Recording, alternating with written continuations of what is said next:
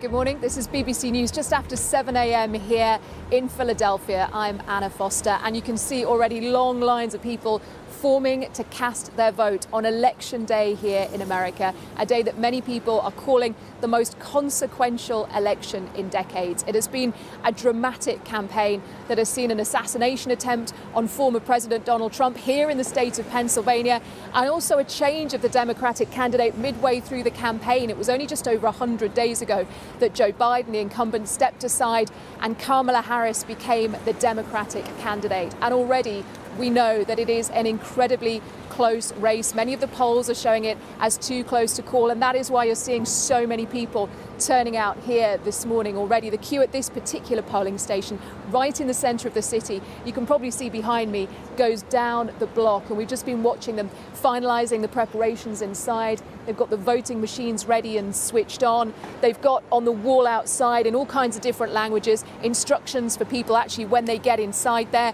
what they need to do, how they need to cast their ballot. And despite the two camps spending billions of pounds on advertising, not just here in this state, but right across the country, the opinion polls, as we were saying, remain deadlocked, particularly in those crucial 7 swing states that both sides are trying to win. And it's all about marginal advantages right now. And that is what we saw last night in those final rallies, those flying visits that both candidates were making right across the country last night.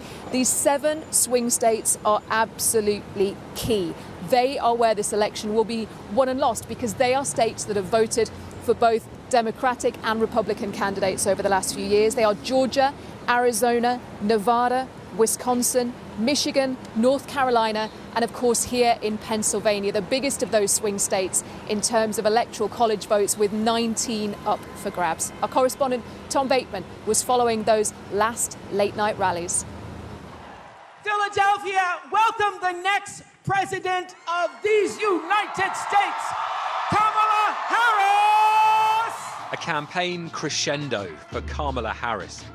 It was a star-studded rally in Philadelphia, where the vice president took to the stage and an adoring crowd of Democrat fans watched her final pitch for the White House. I am looking to make progress, and I pledge to listen to those who will be impacted by the decisions I make. I pledge to listen to experts. I pledge to listen to people who disagree with me.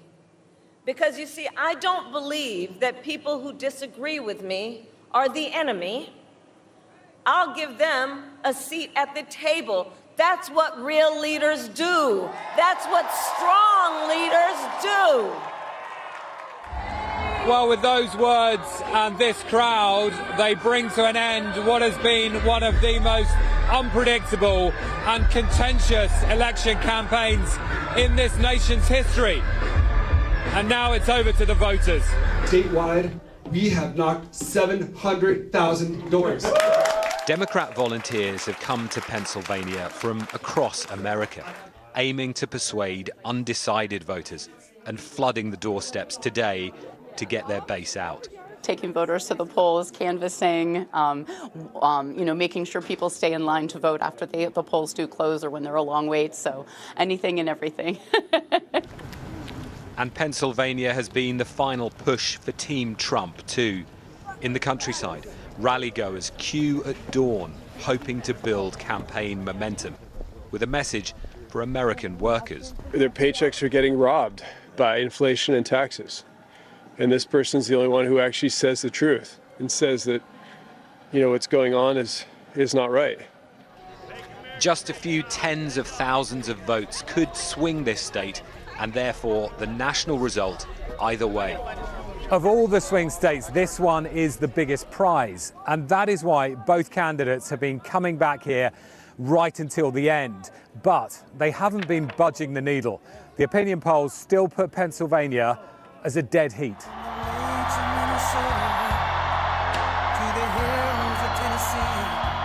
And for Donald Trump, a return to form last night, ending his tour in Grand Rapids, Michigan, where he finale'd his last 2 campaigns. It is another critical swing state. With your vote tomorrow, we can fix every single problem our country faces and lead America, indeed the world, to new heights of glory. Think of that statement, how beautiful that is. New heights of glory, that's what's going to happen. In a vote this close, counting in the swing states could take days or longer. They will hold the key to this election while America and the whole world watches and waits. Tom Bateman, BBC News, Philadelphia. And Tom was just talking there about how close the race is in the state of Pennsylvania. And I think you can really see how engaged people are, how fired up they are by this day of democracy. You know, people have been able to vote in advance for a couple of weeks now. But when you look at the fact that it is 6 minutes past 7 in the morning, and look, I'm just going to step out so you can see actually these queues that are going on behind me as people line up, sort of slowly shuffling forward to head into the polling station and cast their vote. And it's not just about the presidential election today. American voters are also deciding who will control Congress, vital in terms of actually the kind of legislation, the kind of control that a president can have.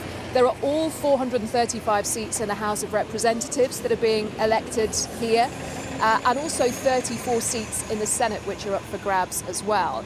And when you look at where the control is now and how it might change, well, analysts have predicted that the Republicans actually have a good chance of taking back the Senate because it's a very, very slim Democratic majority in the Senate at the moment.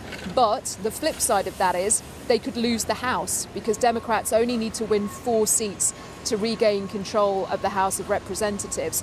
And as with so much these elections here in the US, the outcome is likely to be decided by just a small number of contests, but it will have, as we were saying, that huge impact on how easily the next president will be able to govern, do the things that they've promised to do during their campaign, at least until the next congressional elections, the midterms in 2026. And actually, it's worth taking a moment just to explain how things work here, because the US election is an absolutely huge exercise. Around 240 million people eligible to vote in total, and a third of them, 82 million, have already voted early, either in person or by post. And the reason we talk about states like this one, states like Pennsylvania, is because it comes down to Electoral College votes. You could, as Hillary Clinton did in 2016, get more votes here across America than anybody else, but that's not what it's about. It's about the Electoral College. It is a sort of series of different bits of patchwork put together, and that is why states like this are vital. 50 state elections, in effect. John Kay explains how it works. The president is not chosen directly by voters, but by something called the Electoral College. Each of the 50 states gets a certain number of votes in that Electoral College, depending on the size of its population. The size of the circles here represents the number of votes that each state gets. For example, the most populated state is California. It gets 54 votes. It's largely Democrat, so if more people vote Democrat in California, all 54 votes go to the Harris camp. Whereas Texas, the second largest state, is largely Republican, so all of its 40 votes are likely to go to Donald Trump. The total number of Electoral College votes across all 50 states is 538, so the overall winner is the first candidate to get more than half of them. 50% plus 1 of the Electoral College is what they need, so the magic number is 270. So that's how it'll all break down. And here's a reminder of how you can watch and follow every twist and turn of those presidential election results here across the BBC. Join us in the BBC's US election studio as we find out who will be America's next president. Now, whether the winner is Vice President Kamala Harris or former President Donald Trump, it will be an historic night. Right across the country, we'll have all of our top correspondents and editors bringing you the unfolding drama as soon as the polls close. We'll have all the results as they come in, and Christian Fraser will look in depth at what they mean in the race for the White House. Here is the map, white clean. In the race to 270, these in grey are the 7 battleground states we think could decide who wins the White House. So, for expert analysis and for what the story means to America and the rest of the world, join me, Katrina Perry. And me, Sumi Somaskanda, in Washington, D.C. for the BBC's U.S. election results program. It's a contest that is just too close to call.